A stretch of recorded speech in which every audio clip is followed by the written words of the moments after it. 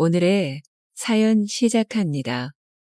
저는 어려서부터 선천적으로 몸이 약해 운동을 제대로 하지 못했어요. 학교 다닐 때 다른 여자애들은 체육 시간에 조금씩 뛰어놀기도 하고 피구 같은 간단한 운동도 하며 즐거운 시간을 보낼 때도 저는 가만히 계단에 앉아 그 모습을 지켜보는 때가 많았어요. 운동을 해야겠다는 생각을 가지고는 있었지만 조금만 해도 숨이 차고 몸이 아파와서 할 수가 없었고 그럴수록 저는 자신감이 떨어지고 위축되기 일쑤였죠. 운동을 안 하니 자연스레 몸은 허약해졌지만 그래도 20대 때는 젊음이라는 최고의 무기가 몸을 유지시켜주고 지탱해 주었는데 학교를 졸업하고 직장 생활을 하며 시간이 흘러 30대가 되고 나니 언젠가부터 온몸 구석구석이 아프기 시작했어요. 그렇다고 운동을 할 수는 없으니 좋은 음식과 영양제를 찾아 먹어보았지만 크게 효과가 있지는 않았어요. 결국에는 조금씩이나마 강도가 약한 운동부터라도 시작해야겠다는 마음을 먹게 되었죠. 전문 강사에게 수업을 받으며 조심조심하며 운동을 했지만 역시나 얼마 지나지 않아 허리를 다치고 말았어요. 약해질 대로 약해진 몸이 작은 운동마저도 따라가지 못했던 것이죠. 결국 허리가 너무 아파 병원에 가게 되었어요. 처음에는 유명한 한의원을 알아내서 찾아가 침도 맞고 다른 치료도 해보았는데 크게 효과가 없었어요. 다행히 주위에 허리로 고생하시다가 치료받고 나으신 분이 있어 물어보니 집에서 좀 멀지만 효과가 확실하다며 한 정형외과를 추천해 주어 찾아가게 되었어요. 그 정형외과는 의사도 친절했고 병원도 깔끔해서 사람이 많아 진료를 받기까지 좀 오래 기다려야 한다는 단점이 있었지만 아는 분의 추천을 믿고 꾸준히 다니기로 하였어요. 검사를 받아보니 다행히 큰 이상은 없었지만 뼈가 약하니 일반 물리치료보다는 재활이 포함된 도수치료가 필요하다는 진단을 받았어요. 도수치료는 비용이 좀 비싸서 고민을 했지만 제 몸을 위해 지출하기로 하고 매일 도수치료를 받기로 했어요.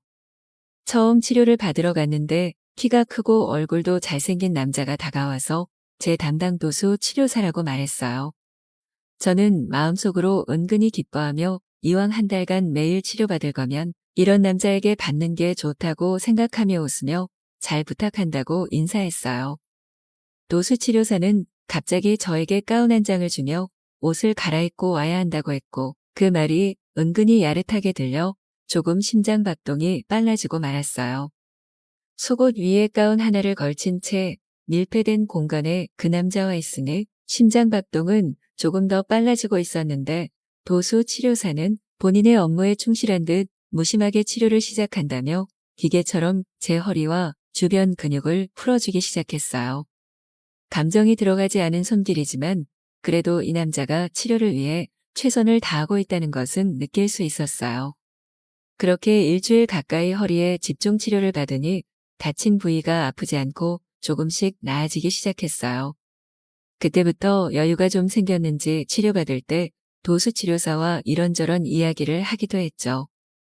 저는 은근히 여자친구가 있는지 물어봤고 잘생긴 외모를 가진 남자답게 꽤 오래 만난 여자친구가 있었어요.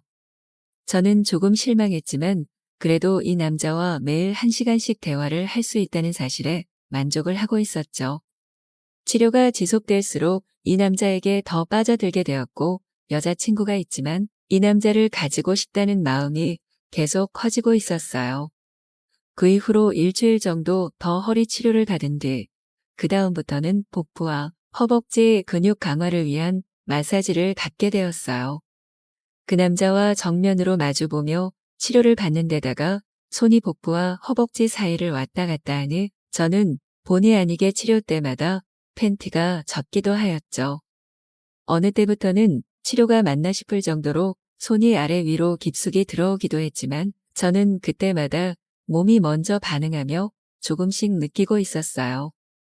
한 번은 그 남자가 치료를 위해 제 몸 위로 올라탔고 두 손으로 열심히 아랫배를 만지는데 뭔가 딱딱한 것이 제 아래를 누르는 것 같았어요.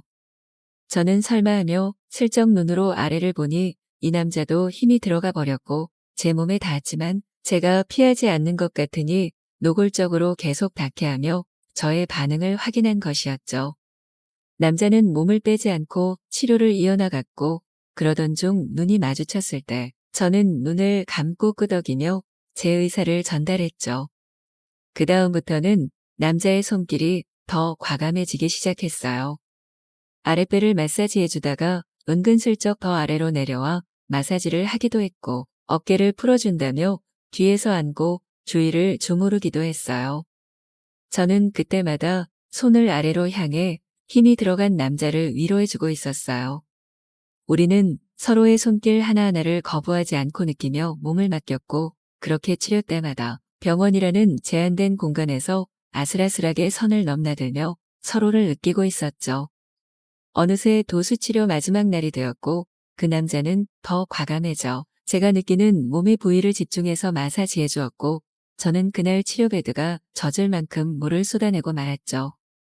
저는 치료를 마치고 완전히 그 남자를 가지고 싶은 생각에 혼자 사는 저의 집으로 초대를 했고 집에 들어서자마자 누가 먼저라고 할 것도 없이 서로에게 짐승같이 달려들며 키스를 하며 사랑을 나누기 시작했죠. 치료를 받는 동안 하지 못했던 모든 짓을 하며 욕구를 쏟아냈고 그 남자도 치료하는 동안 저에게 하지 못했던 것들을 마음대로 하며 저를 끝까지 흥분하게 만들어버렸죠. 서로에게 모든 것을 몇 번이나 쏟아내 버리는 일을 매일같이 반복하며 서로에게 빠져나올 수 없을 만큼 깊게 들어갔을 때쯤 저는 문득 그 남자가 여자친구가 있었다는 사실을 떠올리고 물어보니 아직 여자친구와 잘 만나고 있다는 말을 들었어요. 저는 결국 이 남자와 몸만을 탐하는 사이가 된 것 같아 조금 실망했지만 이렇게라도 이 남자와 만남을 이어나갈 수 있다는 사실에 만족해야 했죠. 그렇게 우리는 수개월째 이 남자의 여자친구 몰래 서로의 집을 오가며 위험한 만남을 이어나가고 있었어요. 어느 날 저는 남자의 집에 찾아갔는데 그 남자의 여자친구가 집에 있었어요.